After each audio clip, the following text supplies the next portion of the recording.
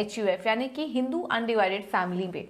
Income tax act के तहत ये जो हिंदू अनडिवाइडेड फैमिली है उसे एक विशेष दर्जा प्राप्त है। लेकिन यहाँ पर आपके लिए समझना काफ़ी ज़रूरी होगा कि HUF का फ़ायदा सिर्फ एक विशेष एंटिटीज़ को नहीं मिलता, जबकि उसके तहत जो फ़ायदा है वो हम सब उठा सकते हैं। HUF में किसका समावेश होता है और आयकर आयोजन के दृष्टिकोण से अगर बात करें तो HUF की क्या इंपॉर्टेंस है? बिल्कुल पूजा, आज जो हमने विषय पसंद किया है HUF के द्वारा tax planning, Hindu undivided family. अब इनकम टैक्स एक्ट के तहत HUF का समझिए एक विशेष स्टेटस है, क्योंकि आयकर किस पर लगता है, who is liable to income tax, इसकी जो डेफिनेशन दी गई है द वर्ड पर्सन, तो उसमें जैसे इंडिविजुअल, फर्म, कंपनी वगैरह के साथ एक जो विशेष इंक्लूजन किया गया है वो है HUF, माना हिंदू अनडिवाइडेड फैमिली। तो इसलिए ये हिंदू अनडिवाइडेड फैमिली क्या है और उसका हम कैसे लाभ लें इनकम टैक्स एक्ट के तहत हमारी टैक्स प्लानिंग के लिए, ये हम आज समझेंगे।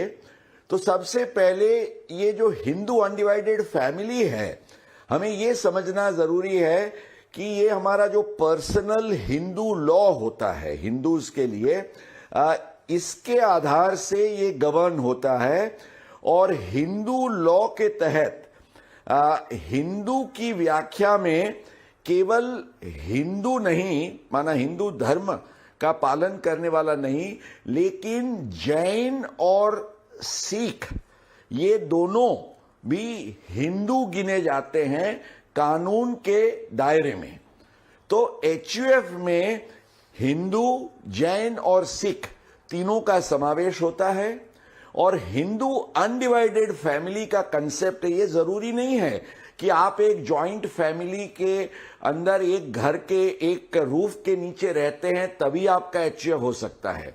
आपका जो HUF है, ये आपका HUF है वो अकॉर्डिंग टू द लॉ, कोई भी एक व्यक्ति है पुरुष, उसके सीधे पुरुष वंशज जो हम कहते हैं वो पुरुष वंशज और स्त्री वंशज का भी इसमें समावेश किया गया है। एक जमाना था कि जब केवल सन्स को HUF का एक इंटीग्रल पार्ट गिना जाता था, डॉटर्स जो है बेटियां, उनको ये माना जाता था कि बेटियां जो है वो केवल शादी तक वो मेंबर रहेगी, उसके बाद वो निकल जाएगी।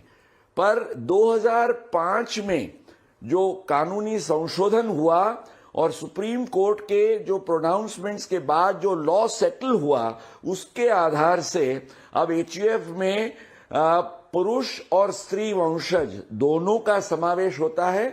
और पुरुष वंशज की बात करें तो उनके जो पत्नियां हैं उनका भी HUF के अंदर समावेश होता है। तो ये हमें ख्याल रखना है कि इंडिविजुअल, उसकी वाइफ और उसकी बेटे बेटियां, और बेटे जो है अगर जब वो मैरिड होते हैं तो उनकी वाइफ्स भी वो HUF के अंदर मेंबर्स के तौर से उनका समावेश होता है। तो ये एक पूरा हमें ख्याल रखना है as far as the HUF का पूरा कंसेप्ट इज कंसर्न। अब आप मुझे कहेंगे कि भाई HUF जो है उसके गठन से मुझे क्या फायदा है, ये समझना बहुत आवश्यक है। और मैं मानता हूं आज के इस शो के बाद हमारे जो दर्शक जिन्होंने अभी तक अपना हिंदू लॉ के दायरे में आते हैं और अभी तक अपना HUF टैक्स प्लानिंग के पर्पस से नहीं बनाया है, इसका इमीडिएट इस दिशा में वो सोचेंगे। क्यों? मान लीजिए कि कोई भी एक व्यक्ति है, उसकी अपनी 10 लाख या 15 लाख के ऊपर उसकी इनकम है, वो 30% के टैक्स ब्रैकेट में आता है। अब इस केस में 15 लाख रुपए की उसकी इन्वेस्टमेंट इनकम वो अपने HUF में प्लान करे इस तरीके से आयोजन कर सकता है, तो एचयूएफ की 15 लाख की आय जो अभी नए टैक्स स्कीम के रेट्स है उसके आधार से हम गिने तो 1,95,000 रुपीज, 1,95,000 का टैक्स 15 लाख पर बनता है। अब यही 15 लाख की इनकम अगर हमारे जो बंदे हैं जिन्होंने अभी तक एचयूएफ में प्लान नहीं किया था, तो ये 15 लाख उनके इंडिविजुअल केस में टैक्स होती है, और मान लीजिए 30% और हम 50 लाख के अंदर के बेसिक ब्रैकेट भी गिने तो 31.2 with education and health cess, जो सेस कहते हैं हम, तो वो सेस के आधार से 31.2% ऑफ 15 लाख जब हम गिनते हैं तो ये अमाउंट हो जाता है 4,68,000, 4,68,000। तो 4,68,000 का जो आपका टैक्स है उसके सामने एचयूएफ बनाने से आपका टैक्स हो जाएगा केवल 1,95,000, 1,95,000। तो आप बचा सकते हैं 2,73,000 रुपीज का टैक्स। समझिए फॉर एवरी मंथ 23,000 रुपया आपकी लिक्विडिटी, आपकी टैक्स फ्री लिक्विडिटी में एडिशन होता है।